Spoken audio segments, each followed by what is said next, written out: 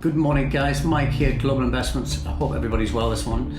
I just want to talk this morning about investors making knee-jerk reactions to things happening with their property, and if something goes wrong, and in general how we deal with things when something does go wrong, which is a subject maybe not a lot of people like to talk about, but I think it's really important. And I'd like to give you a few examples of situations that I've come across over the years where people have made the right decision or made the wrong decision. So, as we all know, buying a buy-to-let property or an investment property is mid to long term. It's not short term. It's not flipping a house. That's a totally different ballgame. Which I wouldn't really get into unless you're on the ground, you have people that and you have feet and boots on the ground.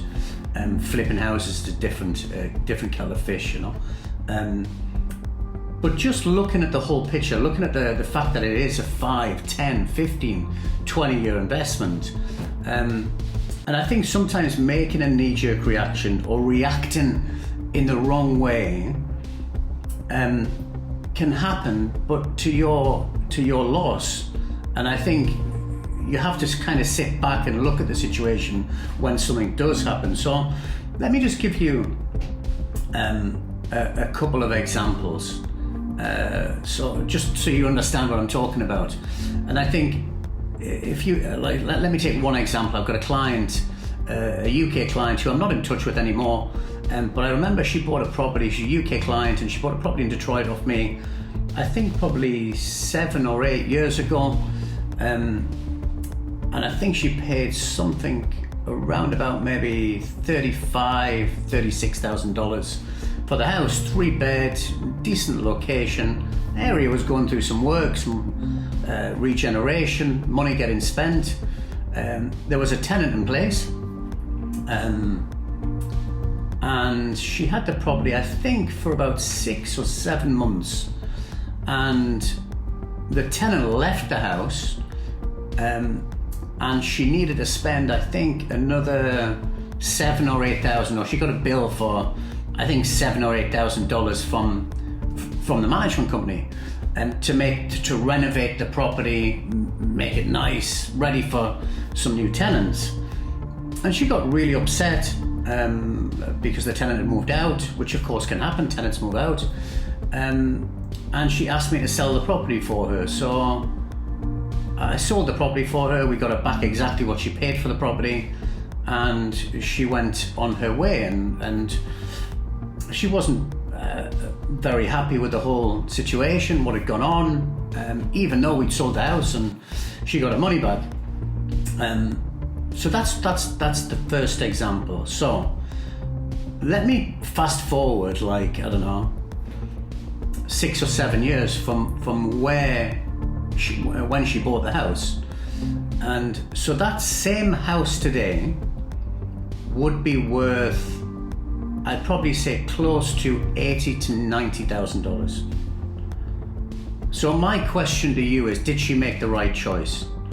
In my opinion, definitely not, because what she should have done was invested in her investment, her property, and put the $7,000 or $8,000 into it, worked with the management company, placed new tenants, got that cash flow, get the cash flow coming in, which she'd had for 6 months, which probably would have paid for the rehab, by the way, and then get the property up and running again.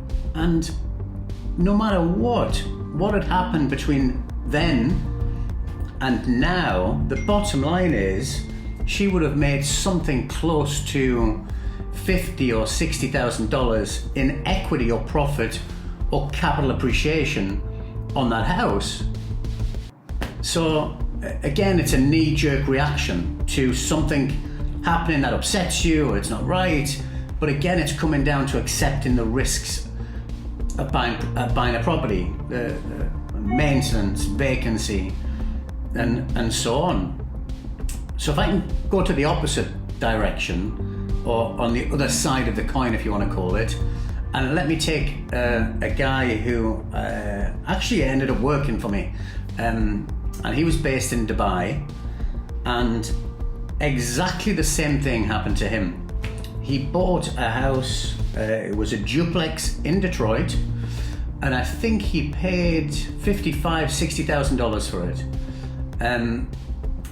And again, I think he had it for about like a year or just over a year. The tenants moved out, and he had to spend some money on it. And I remember what he did, and I was like, you know, fair play to you. He took it on himself. He didn't even bother me with it. He didn't even come to me. Yeah, I found out that the tenants had moved out, and really nice guy. And I just thought, you know, fair play to you. He flew to Detroit, found his, went and met the management company, got a quote from the management company, but then went and met 2 or 3 other contractors, found them himself, and got cheaper quotes to get the work done. He got the work done. He found somebody else to manage the property for him. Didn't use the management company that we use, but I think it was just one guy that he found that would manage the property for him. He'd pay monthly and do something like that. But he took it on himself to do that and to deal with his own investment, and didn't bother us at all, didn't blame us, accepted the fact that buying a property as a buy-to-let investment comes with certain risks. And if something happens, you deal with it, and you deal with it correctly, and not make a knee-jerk reaction like the first client that I was telling you about. So I do think it's really important that you sit back and just breathe a bit and look at the situation and think, right, okay, hang on a second. How long did I buy this property for? Did I buy it for 6 months, 12 months? Did I buy it for 5 or 10 years? Well, I bought it for longer than that, so let me deal with it. Let me deal with my investment. And remember, when you spend money on a property, you're adding to your investment. So you have to take that into consideration as well. So anyway, to cut a long story short, Rob, who the guy was called,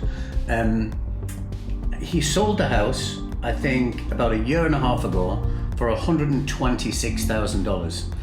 And I guess, I don't know if he had rent coming in or the same tenants stayed, but I think the bottom line is, I'm sure he made money on the property at the end of the day. But with a little bit of hard work from him, a little bit of effort, because you always have to work on your investments and you have to put time and energy into them. So I just thought I'd share that with you this morning. Again, if you're buying a house, remember the property comes with risks. You might need to spend money on it, and at some point tenants can leave. That happens. That's part of the joys of buying a property and being a landlord. But just a tip, a little bit of a hint for anybody getting into this for the first time. If something does happen, of course you can come to us and ask our advice. But this is the advice that I would give you. You deal with it in a sensible manner and look at the long term. You're buying a property which is going to appreciate in value. And you also learn from those situations as well for the next time that you buy a house. The bottom line is, keep the house. Real estate goes up in value. History tells us that. So the lesson to be learned: don't make quick, rash and knee-jerk reactions.